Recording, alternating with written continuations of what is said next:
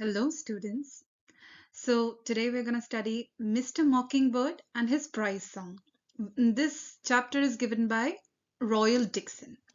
So, shall we start? Okay.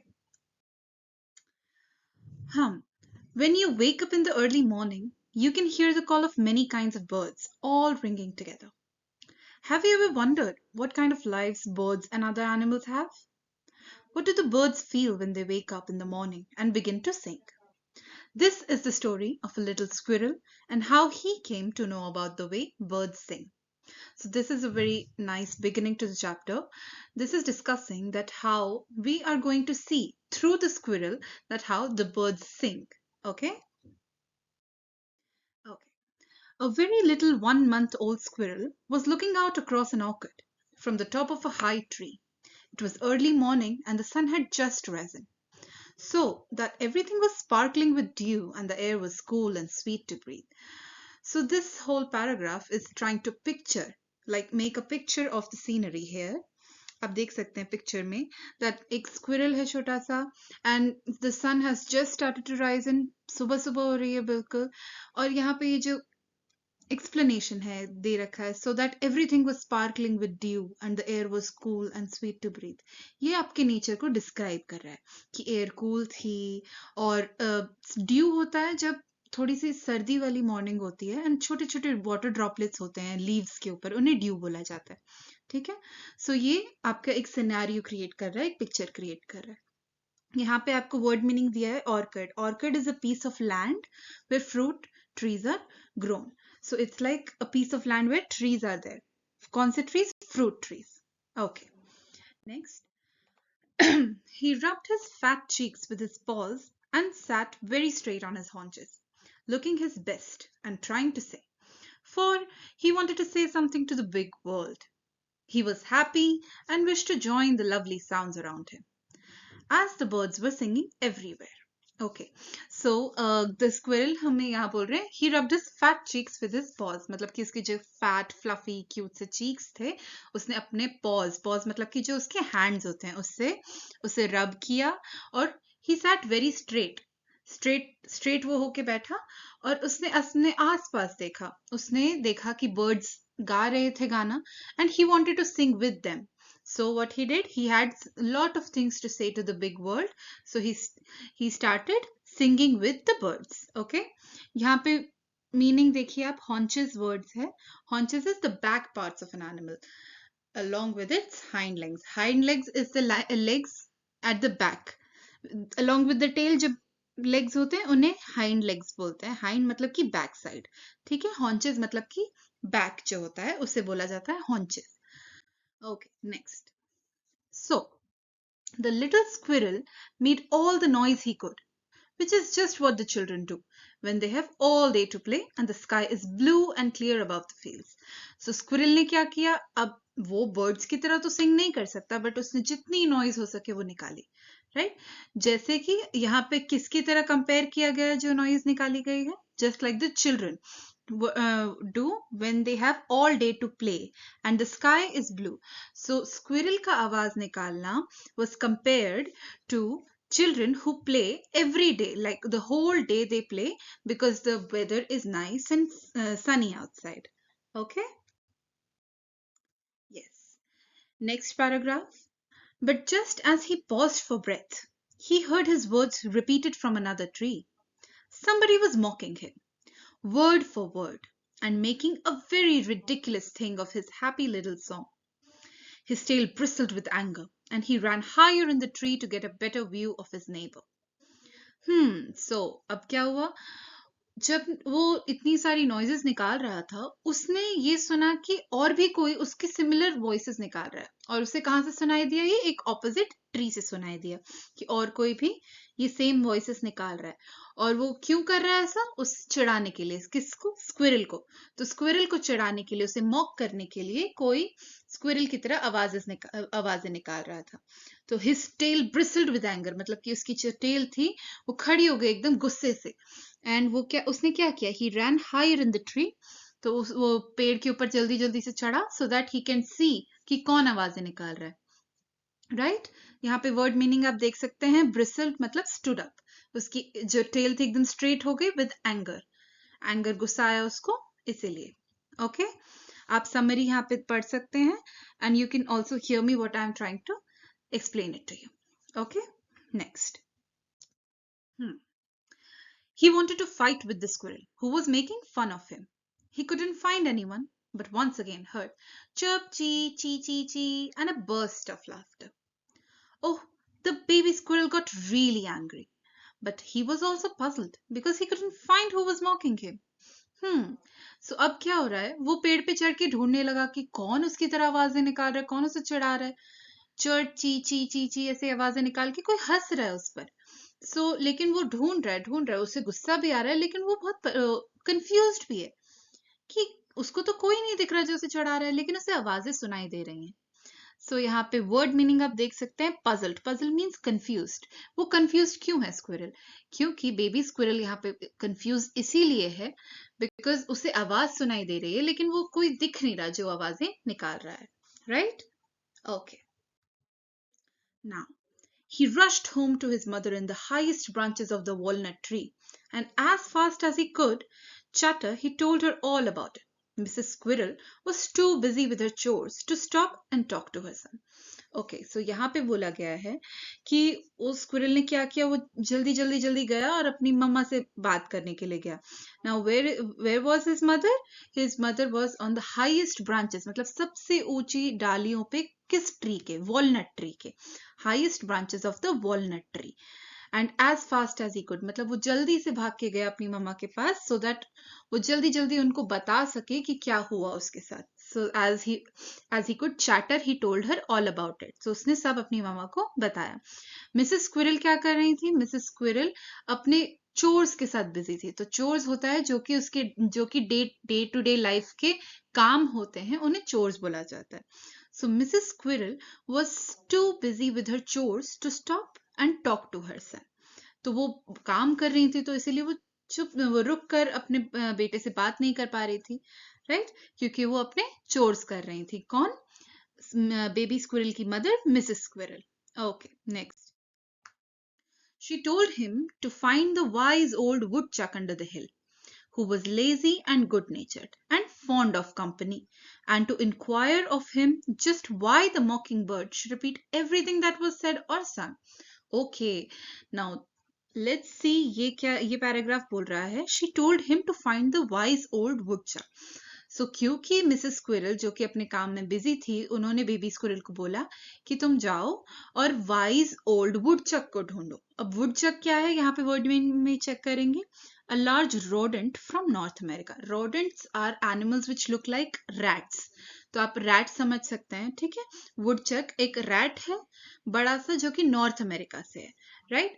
So wise old मतलब कि वो बूढ़ा है एंड वो समझदार है। सो मिसेस स्क्विरल ने बेबी स्क्विरल को बोला कि तुम जाओ और ढूंढो वुडचक को, जो कि ओल्ड है और जो कि वाइज है, अंडर द हिल जाके ढूंढो।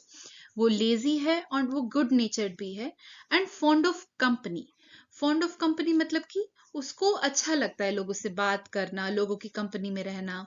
कंपनी में मतलब लोगों की प्रेजेंस में रहना, कि वो कोई उसके साथ हो, कोई उससे बात करे। Right? And to inquire of him just why the mockingbird. Inquire. Now inquire is ki ask for information. यहाँ आप word meaning में देख सकते हो। Inquire is ask for information. यानी कि मिसेस स्क्विरल ने बेबी स्क्विरल से बोला कि तुम जाओ हिल के अंडर वुडचक को ढूंढो।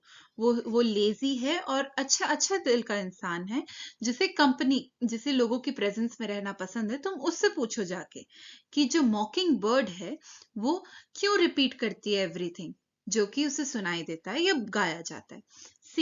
अब हमें इस पैराग्राफ में पता चलता है कि बेबी स्क्विरल की आवाजें कौन निकाल रहा था उसे चिढ़ाने के लिए? द मॉकिंग बर्ड क्या करती है? Repeat everything that was said और सम। मतलब कि मॉकिंग बर्ड का एक काम होता है कि वो जो भी सुनती है और जो भी उसको सुनाई देता है, कोई बोल रहा है, गा रहा है, कुछ भी, वो उसे रिपीट करती है। राइट? चलो आगे नेक्स्ट पढ़ते हैं हम। ये आप वर्ड मीनिंग्स देख लीजिएगा। Okay, yes. The good old woodchuck was lounging by his doorstep, blinking at the sunlight and munching clover. There's nothing here for you, the woodchuck muttered with his mouth full. You've come to the wrong house for breakfast. Okay, so यहाँ पे क्या हुआ? वो गया, baby squirrel गया वुडचक को ढूंढ के उसके पास गया. वुडचक क्या कर रहा था? वुडचक was lounging by his doorstep. Now lounging का यहाँ पे मीनिंग देखिए, laying in a relaxed and lazy manner. मतलब कि जो वुडचक था वो आराम से ऐसे लेटा हुआ था, राइट? आराम से लेटा हुआ था अपने डोर स्टेप मतलब डोर के पास. Blinking at the sunlight and munching clover. Now clover का मतलब, क्लोवर एक प्लांट होता है, आपने देखा होगा, उसकी 4 लीव्स होती हैं ऐसे, बड़ा सुंदर सा वो ग्रीन कलर का उसका वो होता है क्लोवर. तो क्या कर रहा था जो वो था वुडचक जो था, वो ब्लिंक सनलाइट को देख के ब्लिंक कर रहा था और क्लोवर खा रहा था. आप ये जो पिक्चर देख रहे हैं, राइट, ये वुडचक है जो क्लोवर खा रहा है. और यहाँ पे ये देखिए पिक्चर में क्लोवर बने भी हुए हैं, फोर पेटल्स वाले जो हैं ये क्लोवर होते हैं. बेबी स्क्विरल गया वुडचक के पास जो ये पिक्चर में बना हुआ है, एंड वुडचक क्या कर रहा था? अपने डोर स्टेप पे लेटा हुआ था, सनलाइट को देख रहा था, ब्लिंक कर रहा था और क्लोवर खा रहा था. ओके, उसने क्या बोला कि there is nothing here for you, the woodchuck muttered with his mouth full. उसने बोला कि यहाँ पे तुम्हारे लिए कुछ नहीं है, तुम गलत घर पे आ गए हो ब्रेकफास्ट के लिए. You have come to the wrong house for breakfast. Okay, woodchuck को लगा कि बेबी स्क्विरल उसके पास ब्रेकफास्ट के लिए आया है. ओके, नेक्स्ट देखते हैं. फिर no the squirrel rush to say, you do not know my errand. I've come to ask you why the mockingbird is so fond of mocking. Has he no songs of his own? And why should he laugh at me? Okay, देखिए यहाँ पे baby squirrel ने वुडचक से बोला कि नहीं, आप गलत समझ रहे हैं, मेरा कोई काम है. You do not know my errand मतलब the purpose of a journey, मतलब कि मेरा यहाँ पे आने का, मेरा इस जर्नी को तय करने का क्या पर्पज है ये आप नहीं जानते हैं. मैं यहाँ पे ब्रेकफास्ट करने नहीं आया हूँ. He said you don't know my errand. I came to ask you, मतलब मैं यहाँ पे आया हूँ आपसे ये पूछने कि मॉकिंग बर्ड को इतना क्या शौक है लोगों को चिढ़ाने का. मॉकिंग बर्ड, मॉकिंग का मतलब ही होता है चिढ़ाना. So why is mocking bird so fond of mocking? तो has he no song of his own, मतलब कि बेबी स्क्विरल वुडचक से पूछता है कि मॉकिंग बर्ड के पास खुद का अपना गाना नहीं है गाने के लिए, वो मेरे पे क्यों हंस रहा है. ओके, चलो आगे बढ़े. Now, poor little squirrel was so full of anger as he spoke his mind that he puffed and bristled mightily. The fat woodchuck burst out laughing. So he made fun of you, did he? Why, that's his business. But you must not mind the things he says. He's really a very fine fellow, Mr. Mockingbird, and everybody loves him. Okay, सो वुडचक बोलता है यहाँ पे कि poor little squirrel वो, हाँ हम यहाँ squirrel की बात कर रहे हैं. देखो स्क्विरल जब ये बता रहा होता है अपनी बात वुडचक को तो वो बहुत गुस्से में होता है क्योंकि उसको चिढ़ाया होता है मॉकिंग बर्ड ने. तो इसीलिए अब वो जब वो पूरा ऐसे पफ्ड अप होके, मतलब पफ्ड अप मतलब कि ज्यादा सांस लेना. यहाँ पे देखो मीनिंग देखो, ब्रीथ क्विकली मतलब कि तेजी से सांस लेना. गुस्से में जब कोई होता है तो बहुत तेज तेज सांस लेता है, राइट? तो पफ्ड एंड ब्रिसल्ड माइटिली मतलब कि वो एकदम माइटिली मतलब बहुत अपने आप को बड़ा दिखाना, मतलब कि वो ऐसे उछल के, and mightily he puffed up होके उसने बोला क्योंकि वो बहुत गुस्से में था इसलिए उसने ऐसे रिएक्ट किया. ठीक है, सो वुडचक हंसने लगा. उसने बोला कि उसने तुम्हारा भी मजाक उड़ाया नहीं, पर वो तो उसका काम है, तुम उसे मत सोचो, इतना मत सोचो, उसकी बातों को लेकर इतना परेशान मत हो. उसने ये कहा कि वो बहुत ही अच्छा बंदा है, mister mocking bird, and everybody loves him. He is really a very fine fellow, मतलब कि वो एक अच्छा इंसान है. अच्छा इंसान नहीं, एक अच्छी बर्ड है और सब उसे पसंद करते हैं. ये किसने कहा? ये वुडचक ने कहा जो कि क्लोवर खा रहा था. वुडचक क्या है? आपका एक रोडेंट है, राइट? वो आपका क्लोवर खा रहा था और उसने ये बेबी स्क्विरल पर हंसते हुए ये बोला, राइट? चलो next. Mr. Mockingbird, he began, is a great artist. That's why he can say what he thinks and do what he wants to do. And once in the long ago, he taught all the songs in the world to the birds. Okay, so woodchuck ने squirrel को बताया कि mister mocking bird is a great artist. वो एक बहुत ही अच्छे artist हैं और इसीलिए वो कुछ भी कह सकते हैं, जो उसका मन करे वो कुछ भी कर सकता है. और क्या है, बहुत समय पहले उन्होंने ही, किसने, मिस्टर मॉकिंग बर्ड ने ही दुनिया की सारी बर्ड्स को गाना गाना सिखाया था। ये किसने बताया? ये वुडचक ने बताया बेबी स्क्विरल को कि मिस्टर मॉकिंग बर्ड ने सारी दुनिया की सारी बर्ड्स को गाना गाना सिखाया था बहुत ही लंबे समय पहले। इसीलिए वो, क्योंकि एक बहुत ही अच्छे आर्टिस्ट है, इसीलिए वो जो कहना चाहें, जो करना चाहें, वो कर सकते हैं। राइट, ये वुडचक ने बताया बेबी स्क्विरल को। Next, okay, the woodchuck settled down under the sun to tell a story from long ago. The thrush and the robin and the catbird had a fight about their songs, and all the noisy blackbirds and the little wrens, even the crows with their ugly notes, entered the discussion.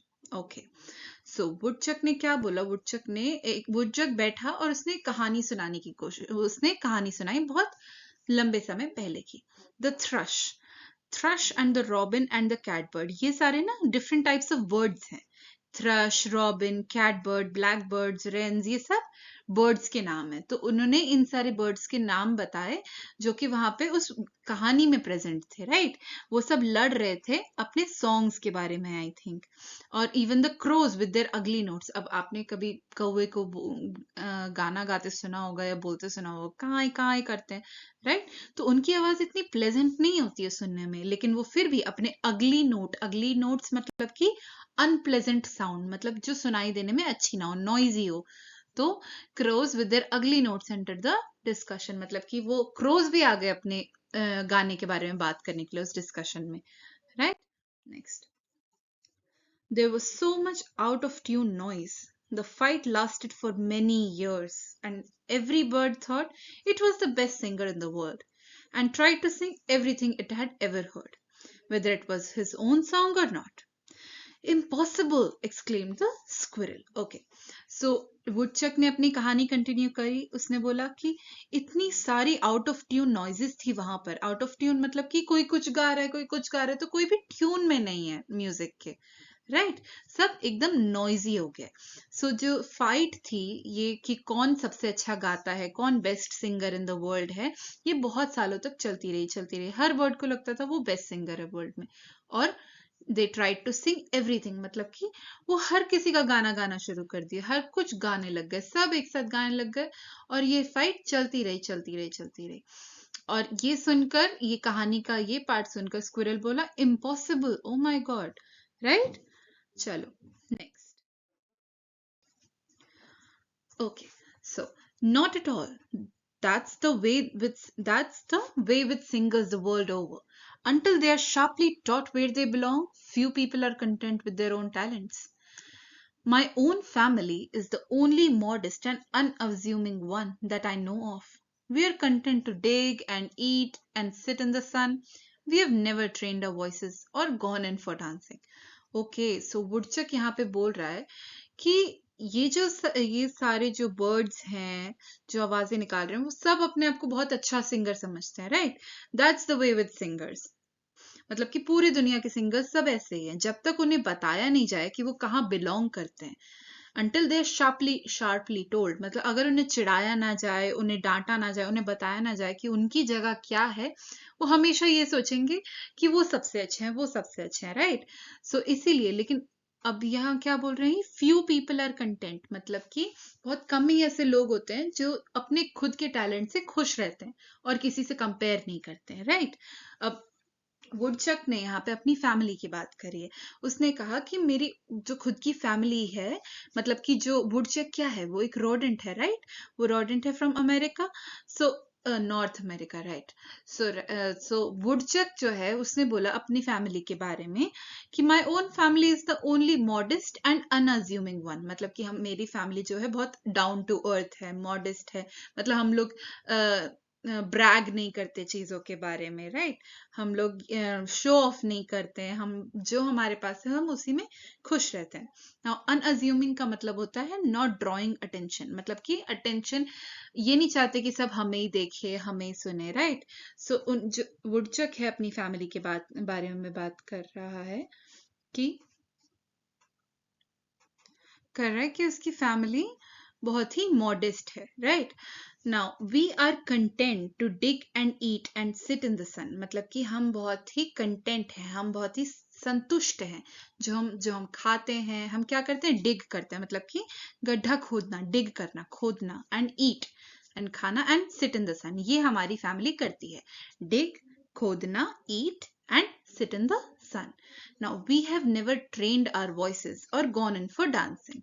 ये बोलते हैं कि हमने तो कभी अपनी voices को, अपनी आवाजों को ट्रेन नहीं किया, हम तो कभी डांस करने नहीं गए या गाना गाने नहीं गए। ये वुडचक अपनी फैमिली के बारे में बात कर रहा है। Okay, yes.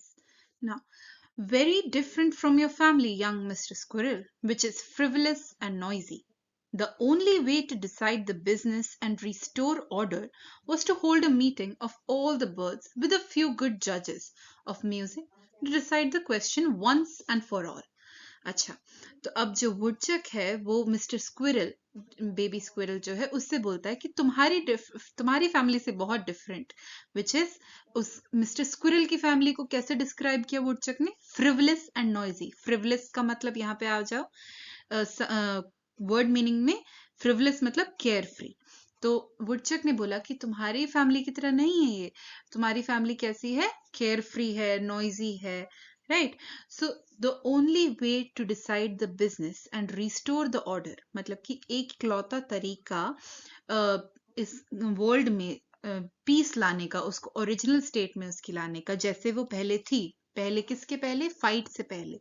तो restore the original state and the only way to decide the business and restore order, क्या था तरीका, was to hold a meeting of all the birds with a few good जजेस। अच्छा, तो वुडचक ने क्या बताया उनकी कहानी में, आगे ये बढ़ते हैं हम, कि इकलौता तरीका ये पता करने का और रिस्टोर करने का, मतलब इस फाइट को खत्म करने का, और जैसे पहले सब था वैसे उस चीज वहां तक पहुंचने का इकलौता तरीका है एक बड़ी सी मीटिंग होल्ड करने का, एक बड़ी सी मीटिंग करने का, जिसमें सारी बर्ड्स होंगी और फ्यू गुड जजेस, मतलब कि कुछ ऐसे जजेस होंगे, जजेस of music, to decide the question once and for all, मतलब कि ऐसे कुछ जजेस अच्छे होंगे जो कि म्यूजिक में अच्छे हैं, और वो डिसाइड करेंगे कि कौन सबसे अच्छा है और कौन नहीं। इस मीटिंग में ये बात हो रही है, ठीक है। ओके, नाउ अब क्या होता है, the adder being deaf was the chairman. Deafness, they say, is the prime requirement in a critic, for it allows him to time to think. And the buzzard also was there to award the prizes. A peculiar choice, you might say, but he has a horrid way of putting things, and he wears a cutaway coat. अच्छा, तो यहाँ पे अब जजेस की बात हो रही है कि कौन कौन था जज। The adder is a type of snake. Adder यहाँ पे आप वर्ड मीनिंग में देखेंगे, adder is a type of snake. अब स्नेक जो एडर है, एडर स्नेक जो है वो डेफ है। स्नेक्स जो एडर होते हैं वो डेफ होते हैं। ओके, डेफ मतलब कि सुन नहीं सकते। वो क्या था, वो चेयरमैन था। तो अब आप सोचोगे कि उस उस मीटिंग में जहां हमें ये डिसाइड करना है कि कौन सबसे अच्छा गाता है, वहां पे चेयरमैन एक डेफ स्नेक क्यों है। डेफ मतलब जो सुन नहीं सकता, तो वो कैसे डिसाइड करेगा।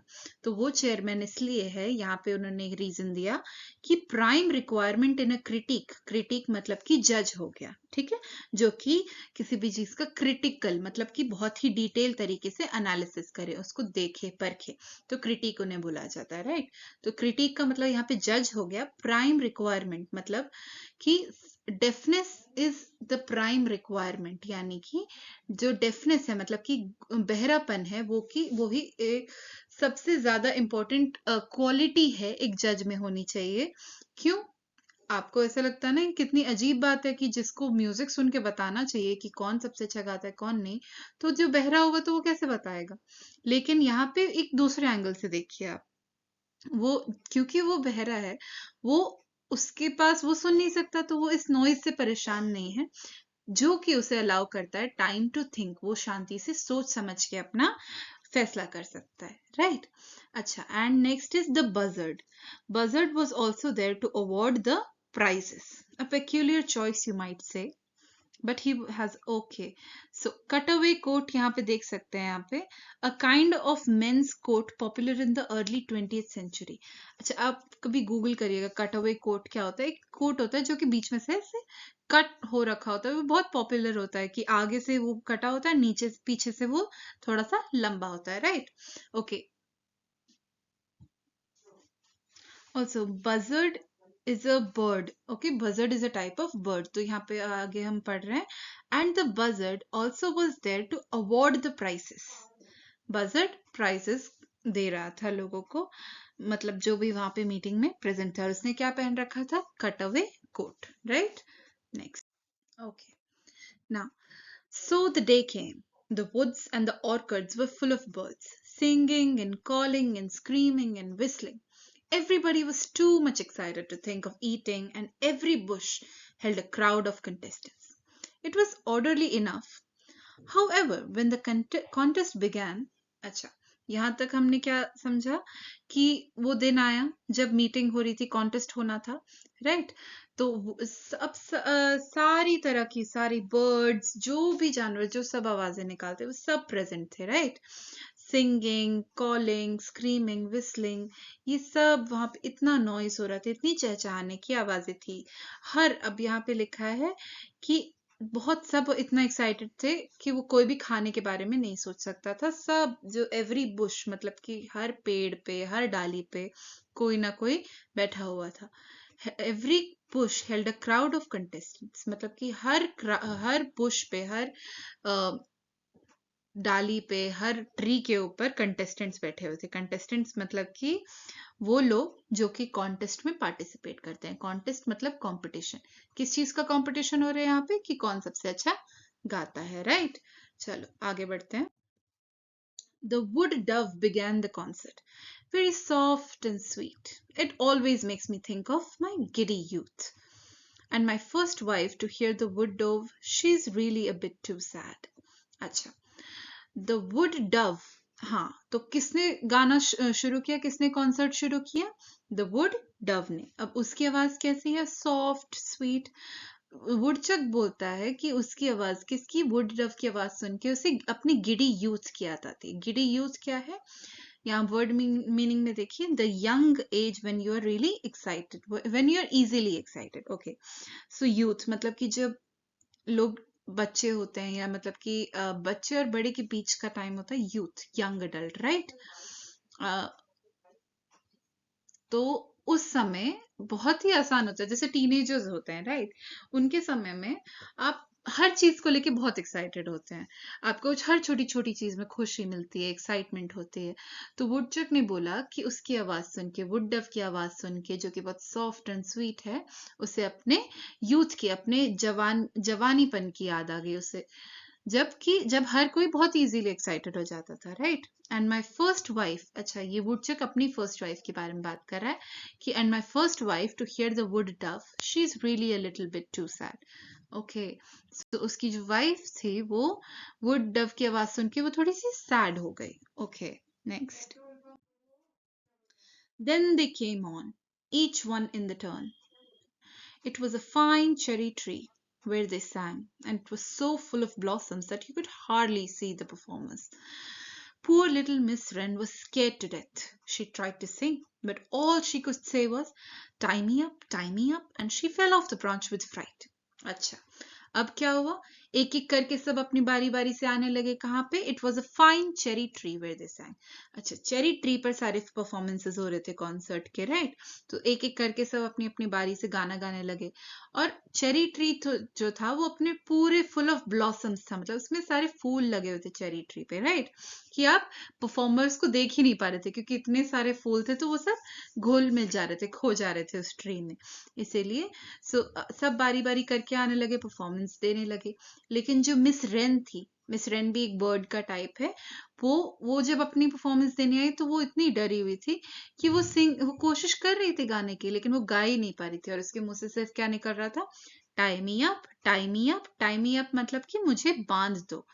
मतलब ये लिटरल मीनिंग वो नहीं होगा, बट हाँ, उन्होंने क्या बोला? Tie me up and she fell off the branch with freight.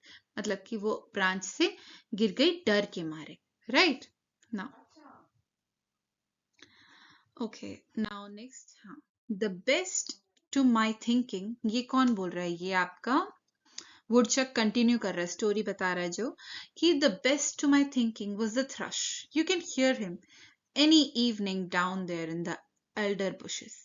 He's very retiring and elegant. They say he sings of India and the lotus flowers. It's something sad and far away that he just remembers. अच्छा, सो अब वुडचक के हिसाब से उसको कौन सबसे ज्यादा पसंद आया? उसको पसंद आया thrust. Thrust is a type of bird. उसको थ्रश बहुत पसंद आया। उसने बोला कि उसे जब आप उसे सुनते हो तो you can hear him any evening. Okay, हाँ, तो जो थ्रश है वो अपना गाना शाम में सुनाती है, right?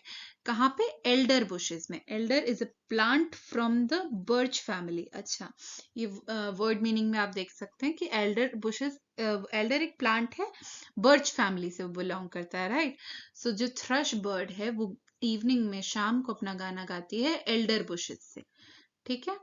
He is very retiring, मतलब कि रिटायरिंग मतलब यहाँ पे आप देख सकते हैं someone who is shy and likes to be alone. Alone, okay. So जो थ्रश बर्ड्स होती हैं वो बहुत शाय होती हैं, बहुत शर्माती हैं और अकेले रहना पसंद करती हैं और बहुत एलिगेंट, ग्रेसफुल होती हैं, राइट? सो अब वुडचक ने बोला कि उसका गाना सुन के वो बहुत ही शाय, एलिगेंट है, पर उसका गाना उसको सबसे ज्यादा पसंद आता है। वो किस चीज की याद दिलाता है? ये बोलते हैं कि he sings of India and the lotus flowers. It's something sad and far away.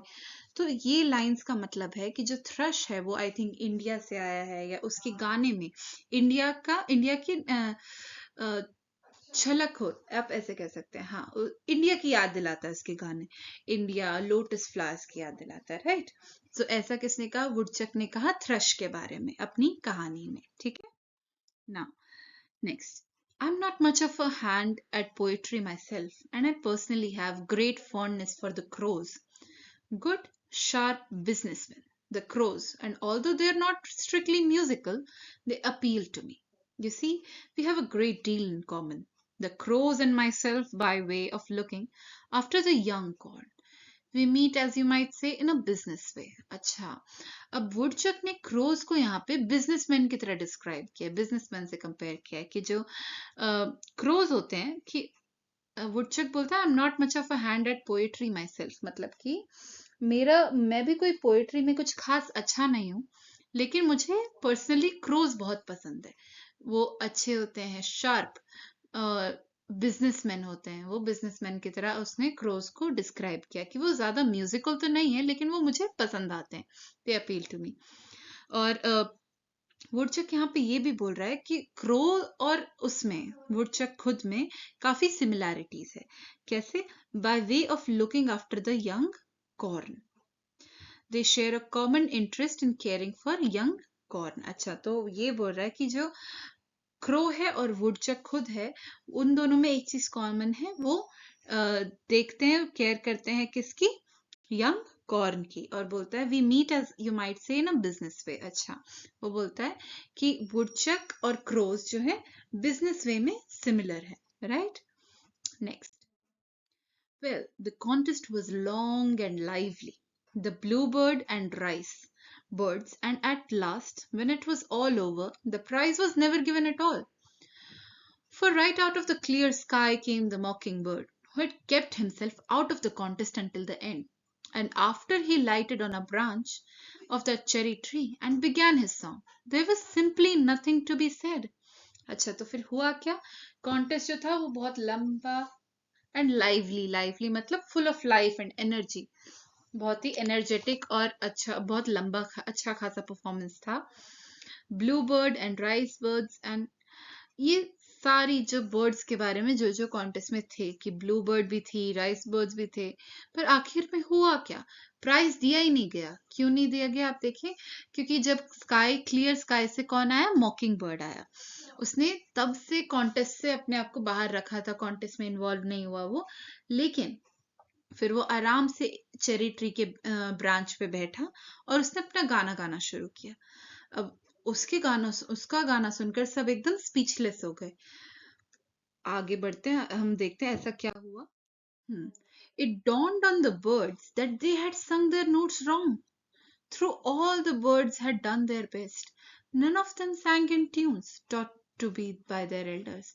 In their ambition to outsing each other all these years, the Lord had forgotten their identities, and Sally the mocking heart could remember every lovely song as it should be done.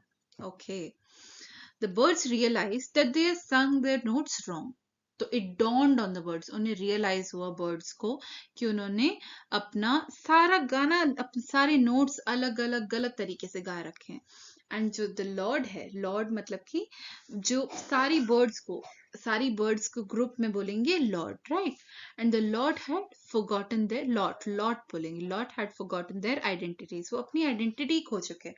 एक दूसरे को compete करने के लिए, एक दूसरे से अच्छा गाने के चक्कर में उन्होंने अपनी खुद की आइडेंटिटी खो दी है और खुद ही वो अच्छे से गा नहीं पा रहे हैं, राइट. आगे बढ़ते हैं. यही बोला जा रहा है. हाँ ना, अब क्या है? Listen, listen, listen, said the mockingbird and started singing. He had no rival. It was enough to break your heart, for he sang the lovely old songs that the bards used to sing. अच्छा, अब मॉकिंग bird ने ऐसा क्या किया कि सारी birds को realise हुआ कि वो एक दूसरे से कम्पीट करने के चक्कर में इतना घुल गए कि वो जो ओरिजिनली थे वो उसी को खो बैठे. वो अपने एक दूसरे को नीचा दिखाने के लिए, एक दूसरे से लड़ने के लिए वो अपने सारे गाने, सारे नोट्स गलत कर रहे थे, राइट. सो मॉकिंग बर्ड ने ऐसा क्या किया? मॉकिंग बर्ड ने वो गाने गाए जो उसने बहुत पहले से सुने थे, जो कि पुरानी बर्ड्स, मतलब कि चली आ रही जनरेशन की बर्ड्स जो गाना गाती थी, जो ओरिजिनल सॉन्ग्स होते थे बर्ड्स के, उसने मॉकिंग बर्ड ने उन्हीं को रिपीट किया, उन्हीं ओल्ड सॉन्ग्स को गाया, जिन्होंने बर्ड्स को याद दिलाया कि उनके सॉन्ग्स कितने म्यूजिकल, कितने अच्छे और कितने यूनिक होते थे. And what do you think was the result? asked the woodchuck, after he had wiped a tear from his eyes.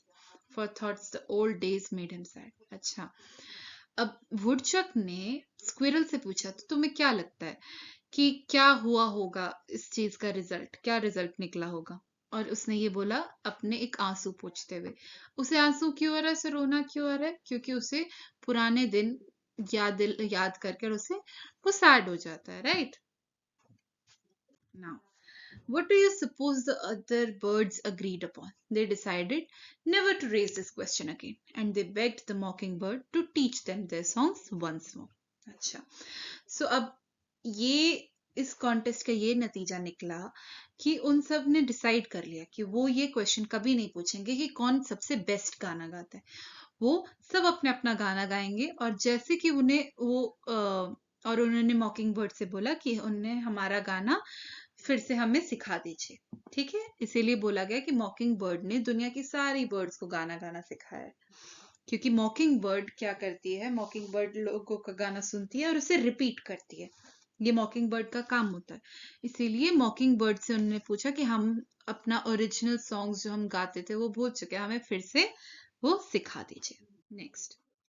Now, that's why the robins fly south in the fall of the year along with the other songsters. They want their children to hear the mockingbird. There's nothing so fine for the singer as a good start and a good teacher. तो जो Robins हैं, Robins भी birds होती हैं जो कि migrate करती हैं, मतलब साउथ की तरफ जाती हैं fall of the year. Fall मतलब ऑटम सीजन जो होता है वो उस समय में जाते हैं साउथ में. कौन? रॉबिन्स जाता है अलॉन्ग विद अदर सॉन्गस्टर्स मतलब कि सिंगर्स. वो चाहते हैं अपने बच्चों को, जो छोटी छोटी बर्ड्स होती हैं, चाहते हैं कि मॉकिंग बर्ड्स को सुने वो, ताकि there is nothing so fine for the singer, मतलब कि मॉकिंग बर्ड जो कि बहुत ही अच्छा सिंगर है और बहुत ही अच्छा टीचर है, right. Now little squirrel was no longer angry at the mockingbird and ran home in glee. He felt that he had learned all that there was to learn in the wide world. Anyway, he had learned that he wanted to know, and that is the best of the learning. Now, ये अब हमारा chapter and हो रहा है. Little squirrel जो था वो इतनी लंबी, इतनी बड़ी कहानी सुन के कि मॉकिंग बर्ड ने क्या किया, कितने अच्छा काम किया उसने, वो मॉकिंग बर्ड पर और गुस्सा नहीं था और वो भाग भाग कर वापस होम गया, यहाँ लिखा ना, and ran home in Glee. Glee मतलब वो हैप्पीनेस में अपने घर वापस चला गया। Now he felt that he had learned, मतलब उसे लगा कि उसने जितना भी था इस वाइड वर्ल्ड के बारे में जानना था, उसने वो सब सीख लिया। Now anyway that he had learned what he wanted to know, मतलब कि स्क्विरल को लगा जो उसे सीखना चाहिए, जो उसे चाहता था सीखना, वो उसने सीख लिया, और ये सबसे बेस्ट लर्निंग है। Now this is here where our chapter is ended. This chapter was by Royal Dixon, right? Next. Okay, ये रॉयल डिक्सन के बारे में थोड़ी सी जानकारी है, जो कि हमारे ऑथर हैं। वो 1885 से 1962 तक उनकी लाइफ स्पैन थी। he was a very well known naturalist and animal rights activist from America. उन्हें प्लांट्स, एनिमल्स, इन सब के बारे में वो बुक्स लिखते थे, और उन्हें वो बहुत पसंद थे। Right now, thank you for being so patient and पूरा चैप्टर मेरे साथ पढ़ने के लिए। Please do share, like and subscribe this video. Thank you so much.